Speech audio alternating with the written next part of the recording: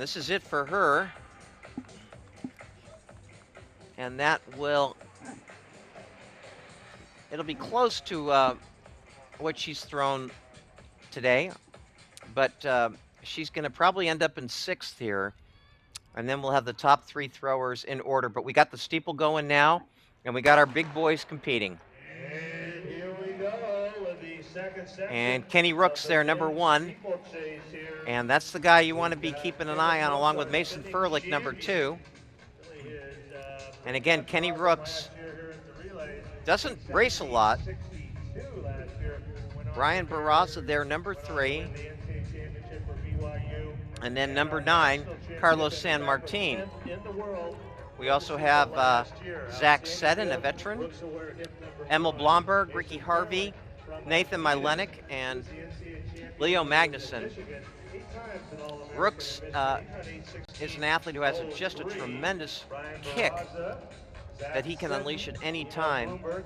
And again, gave us a memory for the ages in Eugene last summer with that fall on the backstretch. Got back up, brushed himself off, and ended up winning the national championship. That just doesn't happen in elite level competition.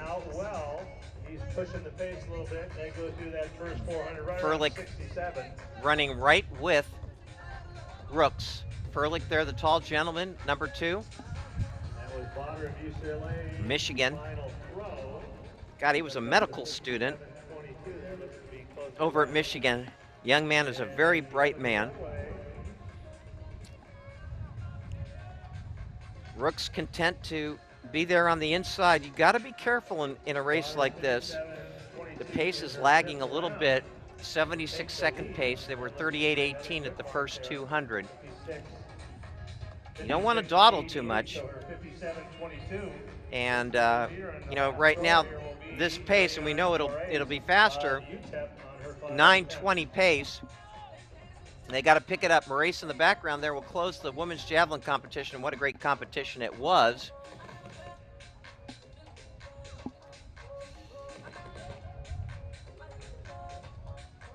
So they are really dawdling in this race. It'd be nice to see them pick up the pace a little bit. That last lap in 69. They're all together for the most part. Ricky Harvey falling back a little bit, as is Leo Magnuson. And Barraza maybe starting to inject a little bit of pace in here. By the way, Maurice won the javelin on her last throw, 57 meters, 26. She wins by 4 centimeters, and Maurice moves into the 3rd position on the collegiate list this year. What a competition that was. Botter falls just short by 4 centimeters. 2 of the best throws in the country this year. So what a great, great javelin. Anyway, back to this steeple. That last lap, 68.9.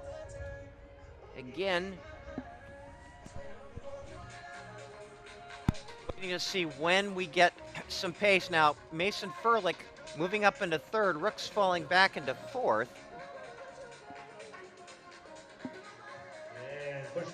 But both of them content to let the others do the work.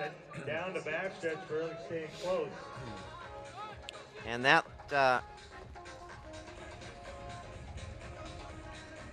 we'll have to see now.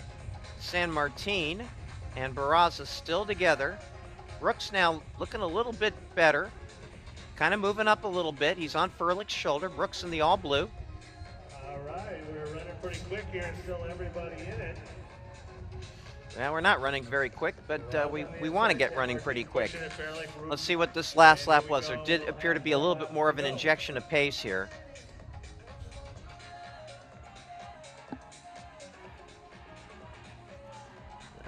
Not much, 68.4.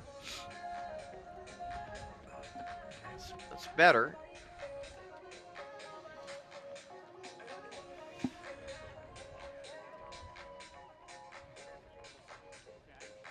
Barraza continuing to be kind of the guy that's taking this race by the scruff of its neck. But certainly Rooks and Furlick are just very content to let others do the work. and try to stay out of trouble. I don't know if you noticed this, but Furlick was looking at Rooks, and Rooks was looking at Furlick on that turn. Nice close-up that we got with our runner space cameras there. And Furlick looking around. He wants to make sure he doesn't get himself in trouble. He's a very tall athlete. Gentleman in second. Looks to his right. Wants to know where Kenny Rooks is. Keeps looking around.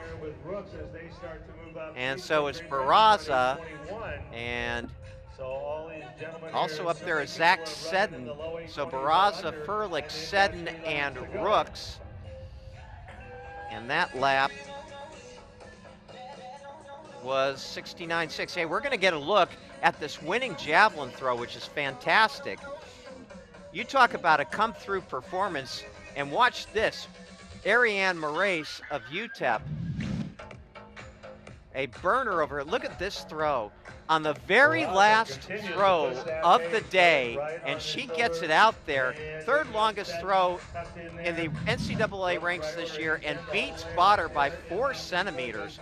What a competition that was. With so many conference champions and even an NCAA Division II champion in there, and we got the kind of competition we wanted. So it's now Barraza, Furlick, Seddon, and Rooks. And we're going to be coming up to 2 laps to go here. And Furlick's starting to unfurl those long legs. Furlick unfurling. And we've got 2 laps to go. And Rooks gives up a spot here to Emil Blomberg. And, you know, Rooks doesn't want to have to go too wide here in order to get himself near the front. But Furlick is putting pedal to metal, and Rooks is falling back. And I don't like the way Kenny Rooks looks at all. And Mason Furlick is just hauling down the backstretch here. This is a bit of a surprise. And Furlick looks very comfortable. But let's also give credit to Zach Seddon. And Blomberg moving up well, too.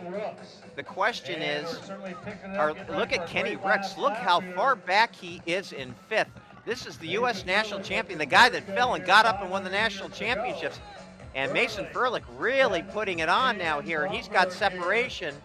We'll be coming up to 1 lap to go, and Mason Furlick looks like one fit athlete here. 1 lap to go. Zach Seddon staying right with him, though.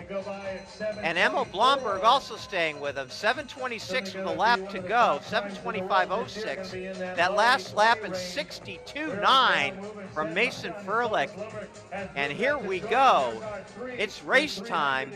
And even with that slow early pace, we can see something under 8:30 here. And down the back straight, here we go. It is Furlick, Blomberg going wide. It is Furlick coming up with 200 to go. Let's see the technique over the hurdles. They both did well, as did Seddon. 200 to go. It is Furlick, Blomberg, and Seddon. And who's it going to be? Seddon looks very comfortable. Here comes Seddon. Water jump.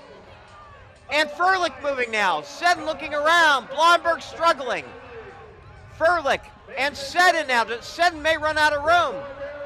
It is 1 more barrier to go. Furlick, Blomberg coming back a little bit. Here comes Seddon. It's Furlick to the finish.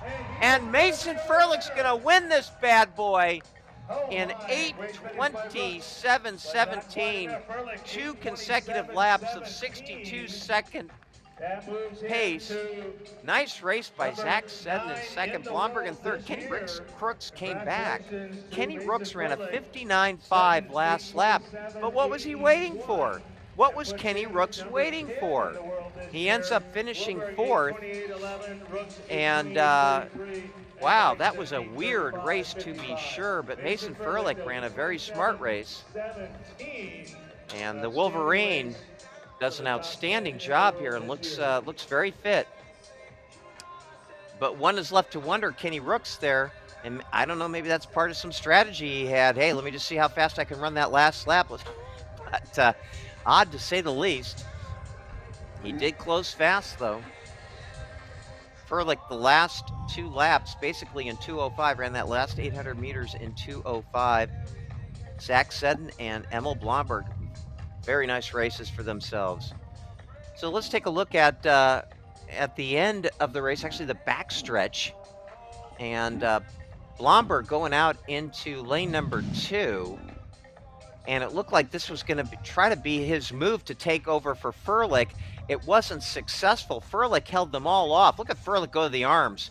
He's got these long strides, and he really was going to the arms. And that's the one thing Mason Furlick really needs to do, and he seems to be well on his way to doing it, which is having a strong finish. We always know Mason Furlick will be in the mix, but to have a strong finish and to kick like that, he's got to be extraordinarily happy with that performance.